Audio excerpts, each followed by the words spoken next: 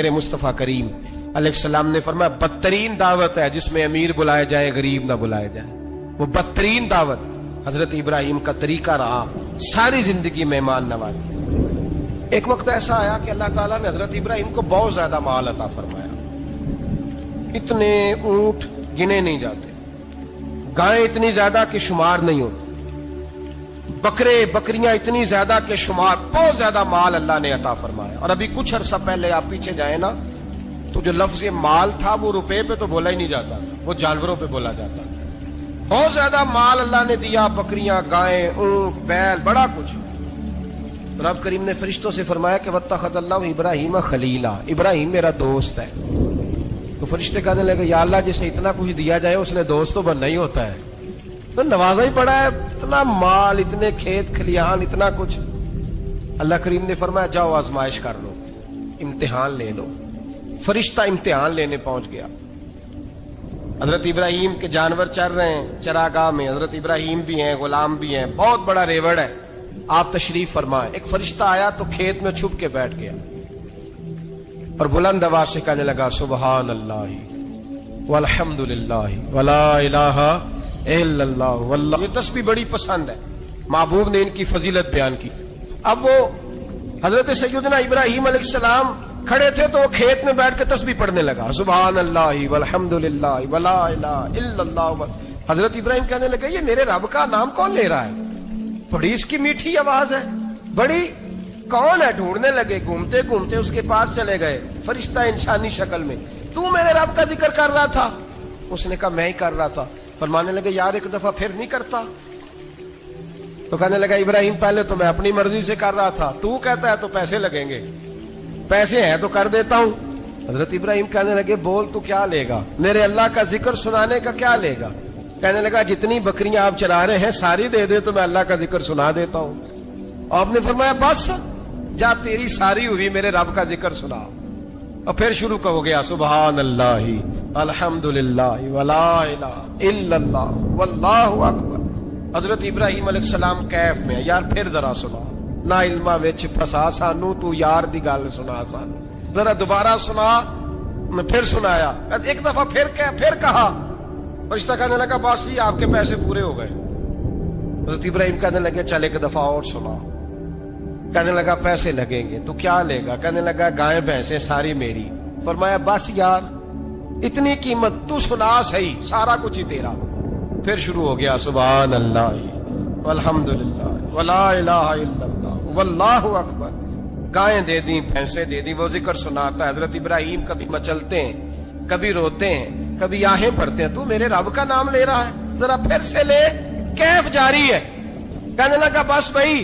حضرت ابراہیم فرمانے لگے تو اور لے لے جو لینا ہے, مجھے ذکر سنا.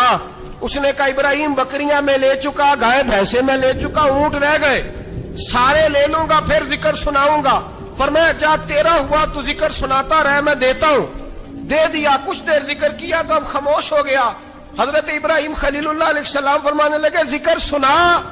کہنے لگا ابراہیم اب تیرے پاس دینے کو کیا ہے, ہر چیز تو میں لے چکا. آپ فرمانے لگے یہ گائے بھینسیں بکریاں چرانے کے لیے تجھے کوئی نوکر ملازم بھی تو چاہیے نا. تو اس طرح کر, مجھے رکھ لے, میں روٹی نہیں مانگوں گا, کھانا نہیں مانگوں گا, تو اللہ کا ذکر سناتا رہنا, میں تیرے جانوروں کی نوکری کرتا رہوں گا. حضرت ابراہیم علیہ الصلوۃ والسلام نے جب یہ کہا نا, فرشتے کی آنکھوں میں آنسو آ گئے. تردامنی پہ شیخ ہماری نہ جائیے, ہم دامن نچوڑ دیں تو فرشتے وضو کریں. فرشتہ رو پڑا اور کہنے لگا ابراہیم مجھے سینے سے لگاؤ, آپ واقعی اس قابل ہے کہ اللہ آپ کو اپنا دوست بنائے, واقعی اس قابل ہے کہ رب آپ کو اپنا. حضرت ابراہیم علیہ السلام کا خدا سے محبت کرنے کا نرالا انداز. اور میرے بھائی یہی محبت انہیں میرے مصطفیٰ سے بھی تھی.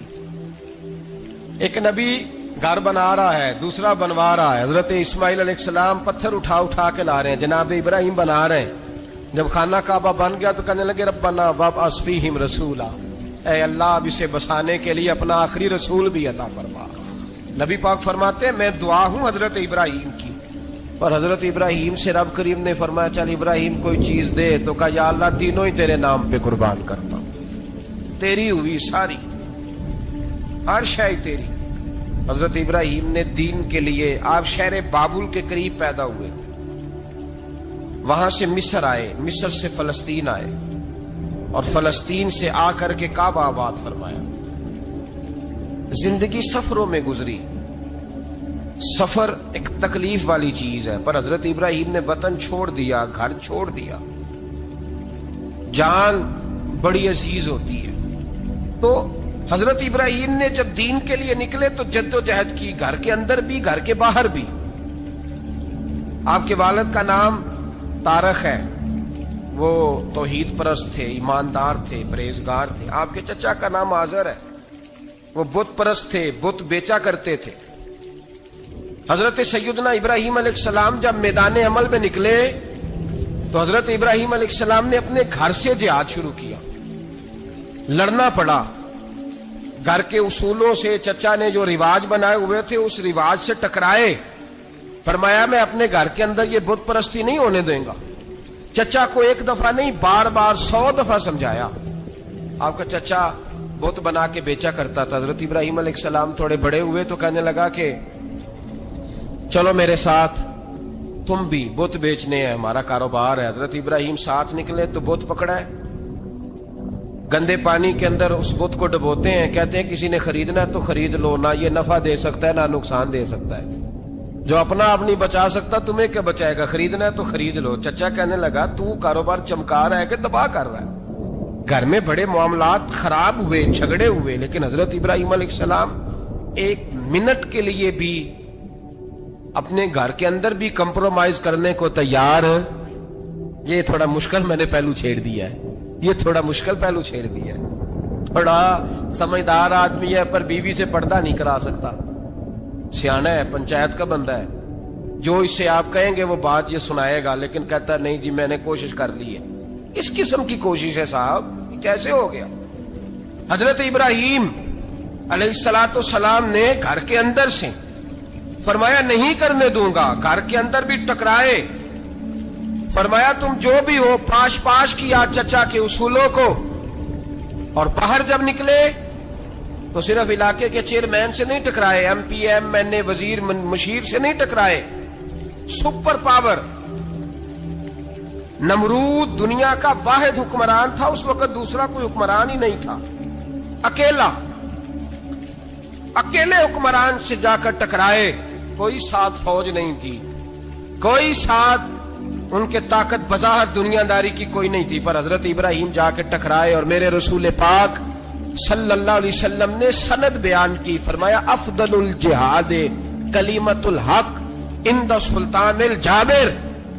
فرمایا سب سے افضل جہاد یہ ہے کہ تو ظالم بادشاہ کے سامنے کھڑے ہو کے حق بات بیان کر دے، یہ سب سے بڑا جہاد ہے، یہ سب سے افضل الجہاد کلمۃ الحق عند سلطان الجابر، سب سے بڑا جہاد۔ حضرت ابراہیم کھڑے ہو گئے، سپر پاور سے ٹکرائے۔ یہاں ہم لوگ حکمتوں کا شکار ہیں، دیکھیں گے، کریں گے، سوچیں گے، اور مولوی صاحب کو ویسے کہتے ہیں آپ پرہیز کریں سیاسی باتوں سے۔ بھئی اللہ کے ہر نبی نے جا کے وقت کے ظالم حکمران کو لتاڑا ہے، للکارا ہے، یہ تو مشن انبیاء ہے۔ حضرت سیدنا ابراہیم علیہ السلام نے جو اس کو جا کے کہا کہ تو جھوٹ بولتا ہے، تو جھوٹا ہے، تو خدائی کا دعویٰ کرتا ہے، تو بہت بڑا ظالم ہے، اور قرآن مجید نے اس ساری بات کو بیان فرمایا۔ حضرت ابراہیم علیہ السلام سے کہنے لگا میں رب ہوں، تو آپ نے فرمایا میرا رب تو وہ ہے جو زندہ کرتا اور مارتا ہے۔ تو پھر آپ حق بات بیان کریں گے تو اللہ مارے گا کہ بندہ مارے گا؟ کچھ بھی نہیں ہوتا، کیونکہ زندگی موت کس کے ہاتھ میں ہے؟ اللہ کے ہاتھ میں۔ زندگی موت اللہ، کچھ بھی نہیں ہوتا۔ انسان صحیح سمت کا تعین کرے اور صحیح چلے۔ حضرت علی شیر خدا سے کسی نے کہا تھا کہ آپ کے بڑی دشمنی ہے، کوئی محافظ رکھ لیں۔ آپ فرمانے لگے موت خود بہت بڑی محافظ ہے، وقت سے پہلے آتی ہی نہیں، بڑی محافظ ہے، وقت سے پہلے۔ علامہ نورانی رحمت اللہ تعالی علیہ کراچی جیسے شہر میں رہا کرتے تھے، جہاں گام گام پہ خطرہ تھا۔ لوگوں نے کہا حضرت اتنے بڑے لیڈر ہو، آپ کی جماعت کی 62 سیٹیں ہوئی قومی اسمبلی میں، ایک ایسا وقت بھی آیا تو کوئی ایک آدمی بندوق والا، آپ فرمانے لگے مجھے ضرورت ہی نہیں، اس لیے کہ جس خدا رسول کے لیے میں نکلا ہوں وہ خود ہی حفاظت کرنے والے ہیں، ضرورت نہیں ان چیزوں۔ تو بھائی حضرت ابراہیم ٹکرائے، اور آپ کا انداز کیا ہے؟ جا کے کہا کہ تو نہیں، خدا وہ ہے جو زندہ کرتا اور اس نے ایک بیوقوفوں جیسی دلیل دی. ایک آدمی کو کل پھانسی دینی تھی تو اس کو بلایا, کہنے لگا تجھے کب پھانسی ہے؟ اس نے کہا کل. کہنے لگا جا تجھے آزاد کیا, زندگی دی, اس کو چھٹی دے دی. ایک عام آدمی بیچارہ بیٹھا تھا, اس کو پکڑ کے نا کہنے لگا اس کی گردن اڑا دو. کہنے لگا دیکھ لو میں بھی زندہ کرتا اور مارتا ہوں, وہ جو کل مرنے والا تھا میں نے زندہ کر دیا ہے, اور جس کو پتہ ہی نہیں تھا کہ میں نے مرنا ہے اسے پکڑ کے میں نے مار دیا ہے. یہ بیوقوفوں جیسی دلیل ہے. حضرت سیدنا ابراہیم علیہ الصلوۃ والسلام چاہتے تو اسی وقت دلیل توڑ دیتے کہ تو کیا بیوقوفوں جیسی بات کر رہا ہے, اگر تو زندگی دیتا ہے تو مرے ہوئے میں جان ڈال کے دے جس کو تو نے مارا ہے. لیکن حضرت ابراہیم نے دیکھا کہ بیوقوف ہے, بیوقوفوں سے بحث نہیں ہوتی, دلیل بدل لی جاتی ہے, ان کی عقل کے مطابق بات کی جاتی ہے. حضرت ابراہیم فرمانے لگے میرا رب وہ ہے جو سورج مشرق سے نکالتا ہے اور مغرب میں غروب کرتا ہے. تو اگر رب ہے تو تو مغرب سے نکال کے مشرق میں غروب کر. فبہت الذی کفر, کافر لاجواب ہو گیا, اس کے پاس اس چیز کا کوئی جواب نہیں تھا. علامہ اسماعیل حقی نے خوبصورت فقرہ لکھا ہے, خوبصورت, جان ڈال دی ایک جملہ کہہ کے. حضرت سیدنا علامہ اسماعیل حقی رحمت اللہ علیہ فرمانے لگے چونکہ نمرود بیوقوفوں جیسی باتیں کر رہا تھا, اگر وہ یہ کہہ دیتا نا کہ میں سورج کو نکالتا ہوں مشرق سے, میں غروب کرتا ہوں معاذ اللہ مغرب میں میں نکالتا ہوں, تو آپ اپنے رب سے کہیے کہ وہ مغرب سے نکال کے مشرق میں غروب کرے. علامہ اسماعیل حقی فرماتے ہیں رب کریم کی آواز قدرت تھی, مالک حضرت ابراہیم علیہ الصلوۃ والسلام کے اس, اگر وہ کہہ دیتا اور حضرت ابراہیم دعا کر دیتے تو رب کریم نے فرشتوں کو تیار بٹھایا ہوا تھا. فرمایا اگر یہ کہہ دے میرے خلیل سے کہ سورج مغرب سے نکال کے مشرق میں غروب کرنا ہے تو تیار رہنا, جس طرح خلیل کہیں گے ویسے ہی کر دیں گے. واتخذ اللہ ابراہیم خلیلا, ابراہیم ہمارا دوست جو ہوا, جیسے کہے گا ویسے کر دیں گے. حضرت سیدنا ابراہیم علیہ السلام کی باتوں کا جب جواب نہ دے سکا, دلیل نہیں بندہ دیتا, پھر لڑائی کرتا ہے, پھر جھوٹے موٹے اعتراض کرتا ہے. دلیل ختم ہوتی ہے تو لوگ ذاتیات میں اترتے ہیں, کہتے ہیں یہ کھانستا صحیح نہیں, دیکھتا صحیح نہیں. دلیل ختم, اب ذاتیات پہ اترے, کہنے لگے مجھے پتا چلا ہے کہ یہ فلانی جگہ گیا تھا تو وہاں جا کے اس نے اس طرح کیا ہے. پھر لوگ ذاتیات پہ اترتے ہیں, جب دلیل کا جواب دلیل سے نہیں دے پاتے پھر ذاتیات پر اتر کر حملے کرتے ہیں. حضرت ابراہیم کے دلائل کا جواب نمرود نہ دے سکا تو کہنے لگا کہ اس کو آگ میں ڈال دو. قوم گئی ہوئی تھی ساری, آپ نے بات سنی ہوئی ہے, میں نے صرف اشارہ دینا ہے, میلے پہ. تو حضرت سیدنا ابراہیم علیہ السلام نے سارے بت توڑ دیے, کلاڑا بڑے بت کی گردن پہ رکھا. واپس آئے, کہنے لگے بت کس نے توڑے ہیں؟ تو فرمایا اس سے پوچھو جس کی گردن پہ کلاڑا ہے. کہنے لگے یہ تو بول ہی نہیں سکتا. تو فرمانے لگے بڑے بیوقوف ہو, جو بولتا ہی نہیں, سنتا ہی نہیں, اپنا آپ نہیں بچا سکتا, اس کی پوجا کرتے ہو. کہنے لگے پکڑو, دلیلیں ختم ہو گئی, اس کو آگ میں ڈالو. بہت بڑی حویلی 45 فٹ مربع پہ مشتمل ایک حویلی بنائی گئی اور 45 فٹ اونچی. مختلف روایات, علامہ اسماعیل حقی کہتے ہیں کہ 3 مہینے تک نمرود نے کہا کہ اس کے اندر لکڑیاں ڈالو. لوگ پوچھنے لگے کتنی دنیا جلانی ہے؟ کہنے لگا بندہ تو ایک جلانا ہے, پر بندہ بڑا تگڑا ہے, ایک بندہ. 3 مہینے لکڑیاں ڈالی گئیں. اور لوگوں کی جو تہمات ہوتی ہیں نا وہ بڑی عجیب ہوتی ہیں. تہمات میں نے بڑی تفصیل سے رمضان المبارک میں گفتگو کی تھی. بدشگونی, تہمات لوگ لیتے ہیں. اس وقت بھی لوگ تہمات کا شکار ہو گئے. عقیدہ بگڑ جاتا ہے تو وہ عجیب و غریب باتیں کرنے لگتا ہے. تہمات کا شکار ہو گئے. بیبیاں نظر مانتی, میں بیمار ہوں, اگر صحیح ہو گئی تو اتنے من لکڑی دوں گی حضرت ابراہیم کی آگ جلانے کے لیے. ایک عورت لے کے جا رہی ہے لکڑیاں. ایک نیک دل آدمی نے اسے پوچھا کہاں جا رہی ہو؟ کہنے لگی میں نے منت مانی تھی تو حضرت ابراہیم علیہ الصلوۃ والسلام کو معاذ اللہ جلانے کے لیے لکڑیاں لے کے جا رہی ہوں. تو وہ رب کریم کے بندے کہنے لگے تو ڈھونڈتی رہے گی, تجھے وہ جگہ ملے گی نہیں. وہ بی بی کئی مہینے گھومتی رہی, جگہ ہی نہیں ملی جہاں لکڑیاں ڈالنی, ماری گئی. تہمات کا شکار ہوئے بہت سارے لوگ. تہمات کا بھائی, تہمات دین کے اندر منع ہے. تہمات دین میں کوئی نظر ماننا, کوئی کسی بزرگ کے مزار پہ جا کے سالے ثواب کے لیے کوئی چیز ماننا, یہ تو درست ہوا.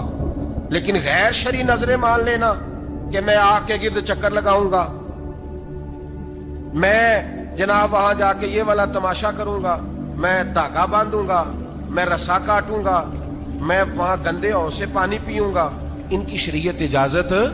یہ توہمات ہیں، بدشگونی ہے، دین میں ان کی کوئی گنجائش؟ آپ نظر ماننے سے پہلے بھی کسی عالم سے رابطہ کریں کہ میں منت مانگنے لگا ہوں تو کیسے ماننی چاہیے کا طریقہ پوچھیں، ایسے ہی غلط چیز کی منت تھوڑی مان لی جائے گی۔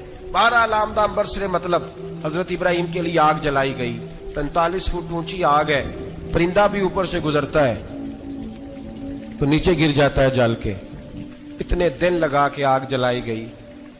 اب حضرت ابراہیم کو جلایا جانے لگا ہے۔ یہاں تو موجیں ہے نا، جو کسی ادارے کا سربراہ ہے اس کے لیے موج ہے، کسی جگہ آفیسر بن گیا تو موج ہے، پیر صاحب کے لیے موج ہے، علامہ صاحب کے لیے موج ہے، خطیب صاحب کے لیے موج ہے۔ جلنا کس کو پڑتا ہے؟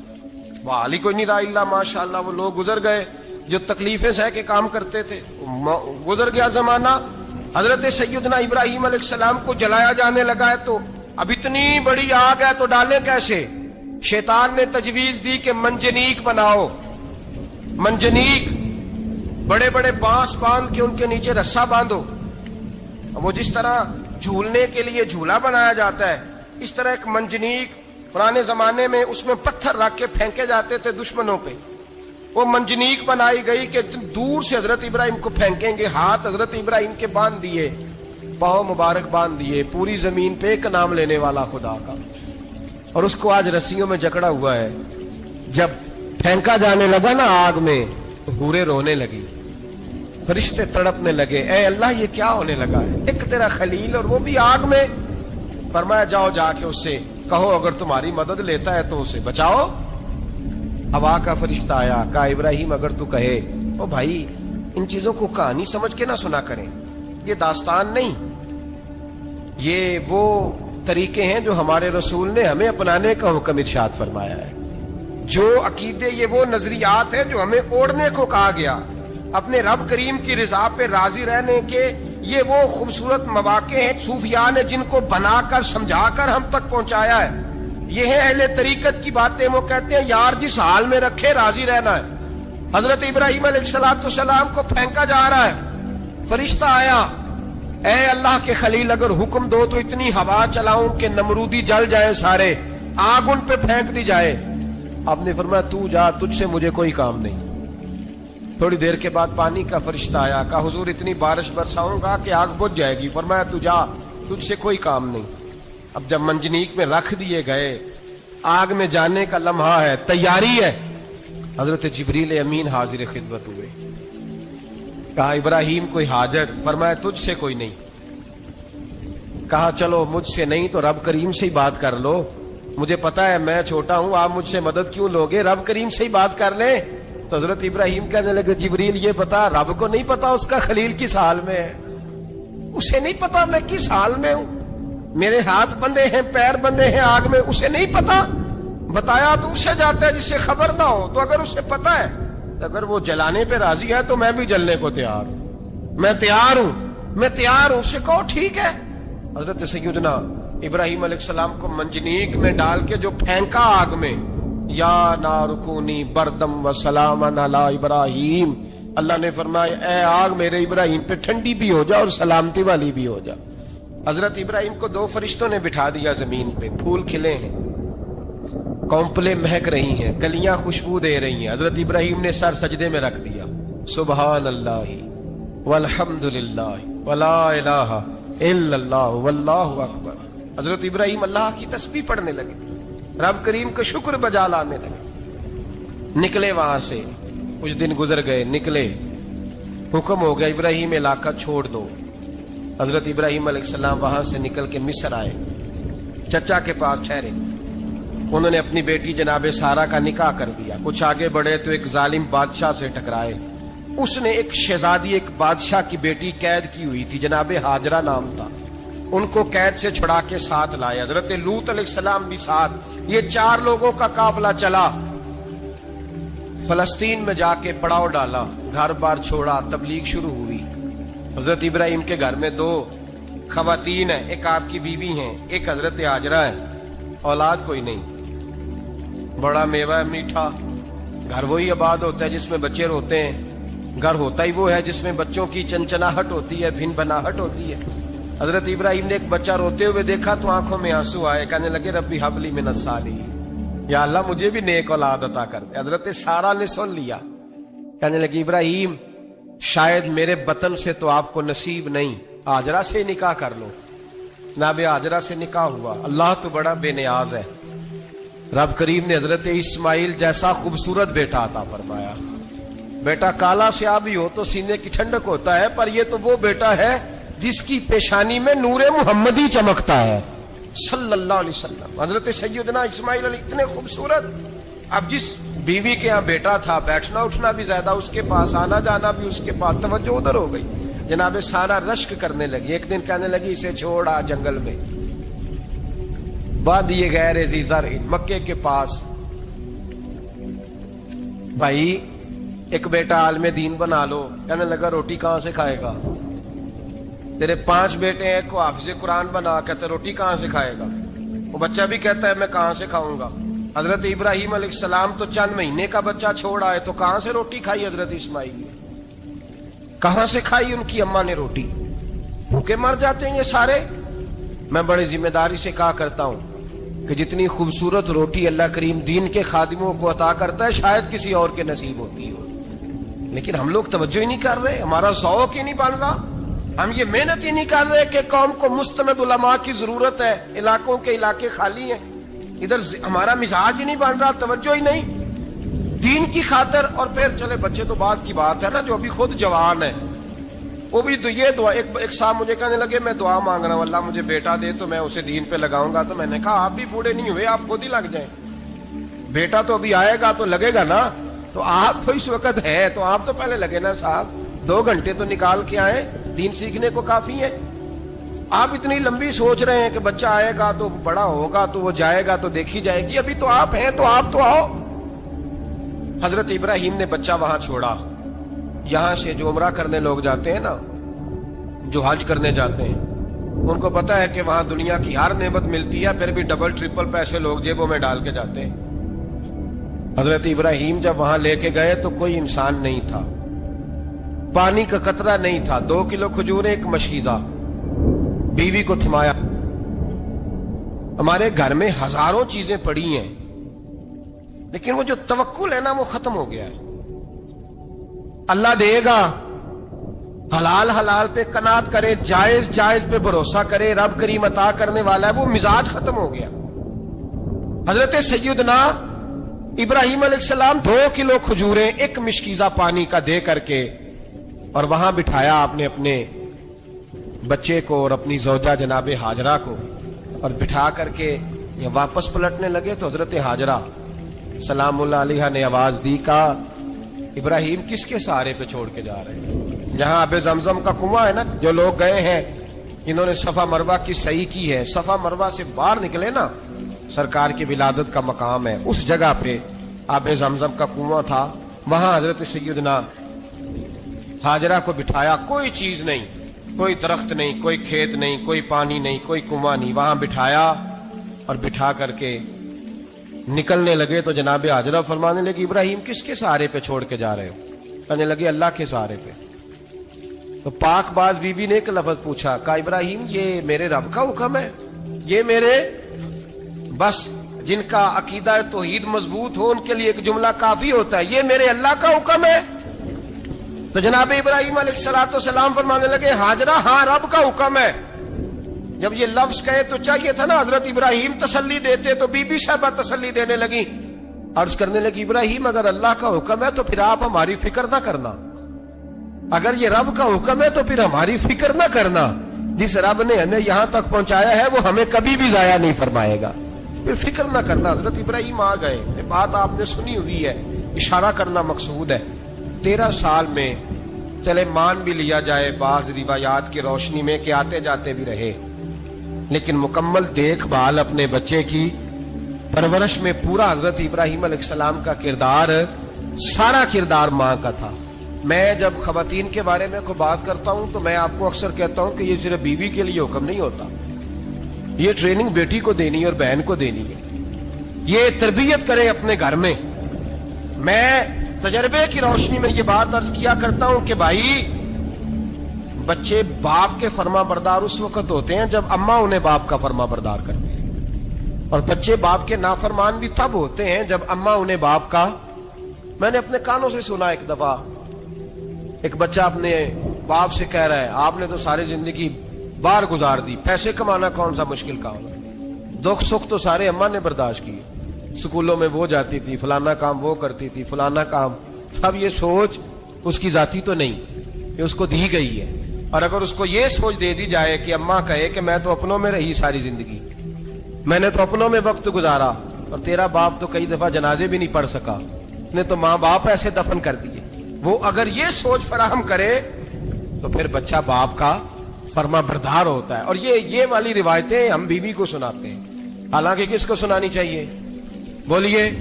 بہن اور بیٹی کو. بہن اور بیٹی کو سنائیں یہ باتیں، ان کو سمجھائیں تاکہ آگے جا کے وہ جو گھر ترتیب دیں وہ گھر بڑا عمدہ اور نکھرا ہوا ہو.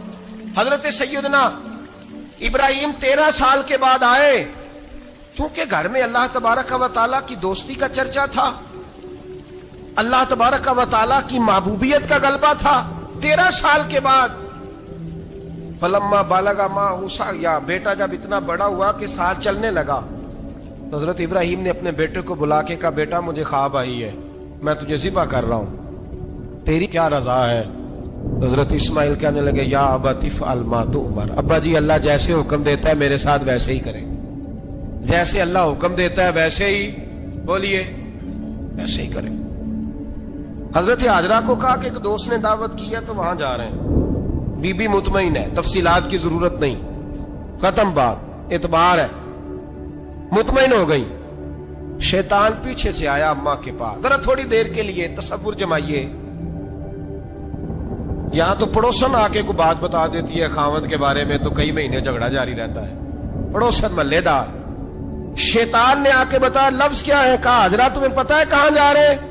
کہا دوست کی دعوت میں. تو کہنے لگے دوست کون ہے؟ رب کریم. اور ابراہیم کا خیال ہے کہ اس رب نے مجھے حکم دیا ہے کہ میں ذبح کروں. تو حضرت حاجرہ کہنے لگی کبھی باپ بھی بیٹے ذبح کرتے ہیں؟ شیطان کہنے لگا ان کا خیال ہے کہ ان کے رب نے حکم دیا ہے.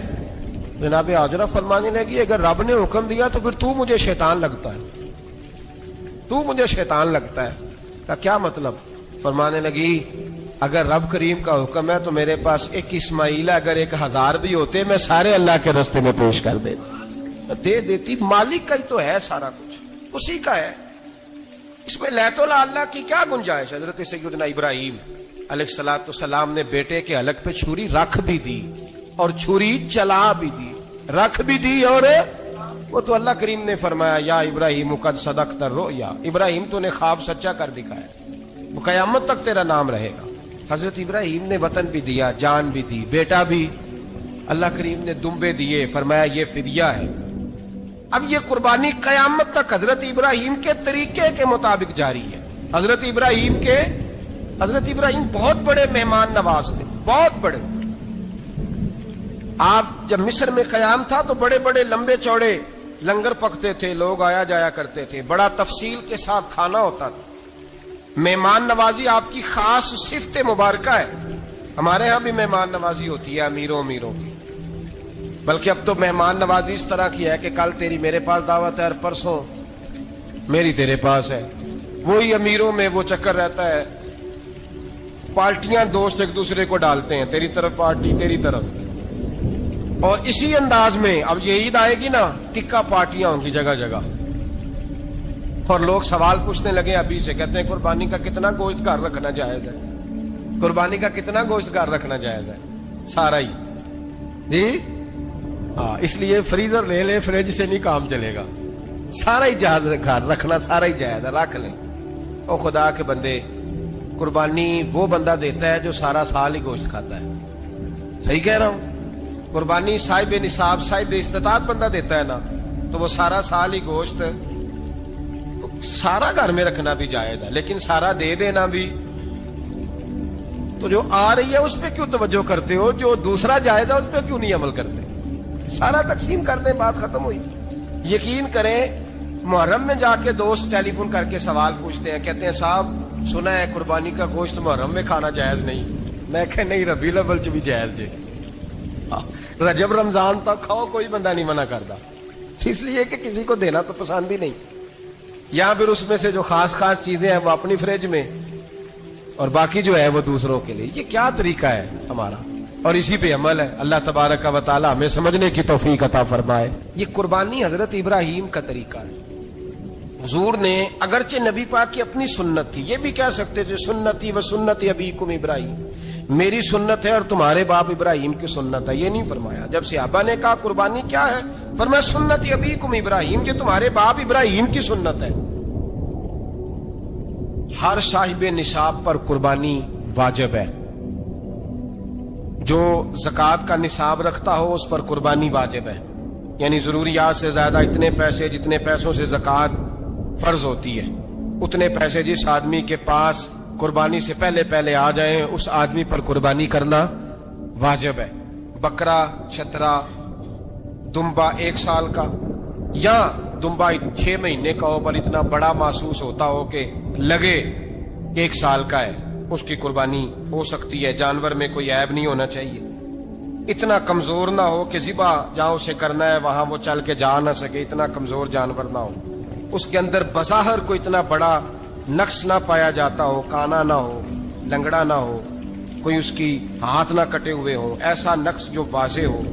بکرا 1 سال کا, گائیں اور بھینس یہ 2 سال کی, اونٹ 5 سال کا. اب اس میں یہ ہے کہ ہمارے بہت سارے دوست, چونکہ ہم دیہاتی لوگ ہیں, تو پوچھتے ہیں کہ دوندا نہیں ہے تو چوگا نہیں ہے. تو یہ ہماری پنجابی کی اصطلاحات ہیں, پنجابی کی. شریعت اسلامیہ نے سال بتائے ہیں, یہ تو ہم نے اپنی آسانی کے لیے, یا دیہاتوں میں جو ماحول تھا اس طرح کا جانور لیں, خوبصورت جانور لیں. جو نصاب ہے وہ بھی میں نے آپ کو بتایا. لیکن ایک اور پہلو بھی ہے, نبی پاک صلی اللہ علیہ وسلم پہ زکوٰۃ کبھی فرض نہیں ہوئی, کبھی حضور پہ زکوٰۃ فرض نہیں ہوئی. نبی پاک صلی اللہ علیہ وسلم کے پاس اتنا سرمایہ کبھی اکٹھا ہوا ہی نہیں کہ زکوٰۃ فرض ہو. لیکن نبی پاک کے صحابہ فرماتے ہیں کہ مدینے کے 10 سالوں میں اللہ کے رسول نے ہر سال قربانی فرمائی ہے, ہر سال قربانی دی. اور جس سال حضور حج کرنے گئے اس سال اللہ کے نبی نے 63 اونٹ ذبح فرمائے. اور حضور صلی اللہ علیہ وسلم جب اونٹ ذبح کرنے لگتے نا تو صحابہ کہتے ہیں اونٹ خود دوڑ کے حضور کے سامنے آ کے لیٹ جاتا, اور نبی پاک اسے ذبح کرتے اور فرماتے ہیں ایک دوسرے کو دھکے دیتے اونٹ کے, پہلے میں نے جانا ہے ذبح ہونے کے لیے, پہلے میں نے, انہیں پتا تھا کہ جو مصطفیٰ کے ہاتھوں ذبح ہوگا وہ تو دائمی زندگی پا جائے گا, یہاں بھی وہاں بھی زندہ. 63 اونٹ ذبح کیے. ایک اونٹ میں کتنی قربانیاں ہوتی ہیں؟ 7. اب 63 کو 7 سے ضرب دو گے تو کتنی بنے گی؟ اور پھر نبی پاک صلی اللہ علیہ وسلم نے 10 سال مدینہ منورہ میں قربانی دی, ہر سال. اب وہ 63 اونٹ, ایک اونٹ میں 7 قربانیاں, ہر سال یہاں قربانی. اور مولا علی شیر خدا فرماتے ہیں نبی پاک 2 قربانیاں دیتے. میں نے کہا حضور 2 جانور ذبح کر رہے ہیں آپ, تو حضور نے فرمایا ایک میری طرف سے, ایک میری امت کی طرف سے, غریبوں کی طرف سے. اور حضرت علی کو حضور نے وصیت فرمائی تو 2 دیا کرے گا. یا رسول اللہ صلی اللہ علیہ وسلم میں غلام ہوں, خادم ہوں. حضور نے فرمایا علی ایک تو نے اپنی دینی ہے, ایک میری طرف سے دینی ہے. 2 قربانیاں. مولا علی نے بھی ساری زندگی 2 قربانیاں دی. حضرت علی بھی مال کے نصاب نہیں تھے, اپنا مکان ہی نہیں تھا, کوئی کاروبار نہیں تھا, کئی دن فاقے رہتے تھے, پر قربانیاں کتنی دیتے تھے؟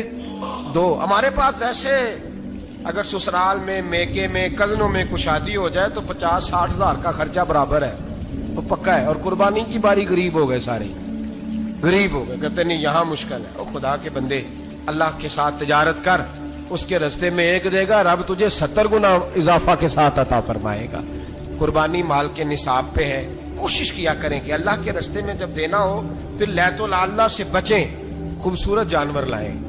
جن کو اللہ نے توفیق دی ہے ان کے لیے نصیحت ہے, جن کو اللہ نے توفیق دی. میں نے اپنے حضرت صاحب کو دیکھا ہے, وہ کہتے تھے کئی جانور اللہ نے بڑا نوازا ہے. کہتے ایک میرا ہے, ایک میرے ماں کا, ایک میرے باپ کا ہے, ایک میرے فلاں استاد صاحب کا, ایک میرے پیر صاحب کا ہے. یہ جانور غوث اعظم جیلانی کا نام کا دے رہا ہوں. اور پھر ایک بڑا خوبصورت جانور بندہ ہوتا اور حضرت خود ان کو چارہ ڈال رہے ہوتے. تو حضور یہ کیا ہے؟ فرمانے لگے یہ میں رسول اللہ کے نام پہ قربان کروں. یہ نبی پاک کے نام پر قربان کیا جائے گا۔ جن کو اللہ نے حیثیت دی ہے وہ کوشش کریں اپنے محبوب کی طرف سے بھی قربانی کریں، نبی پاک کے نام کی قربانی دے، خوبصورت سا جانور پیارا، پھر اس کی خدمت ہو، پھر اس کی قربانی دی جائے اور نبی پاک کے نام پر قربانی دی جائے۔ حضور نے خود وصیت فرمائی حضرت ابو بکر صدیق کو، قربانی بڑا حسین عمل ہے، اور میرے نبی پاک صلی اللہ علیہ وسلم نے ناراضگی بھی فرمائی، ذرا خوگر حمد سے تھوڑا سا گلا بھی سن لے۔ میرے حبیب نے فرمایا جو طاقت کے باوجود قربانی نہ کرے وہ ہماری عیدگاہ میں عید کی نماز پڑھنے نہ آئے، وہ نہ آئے۔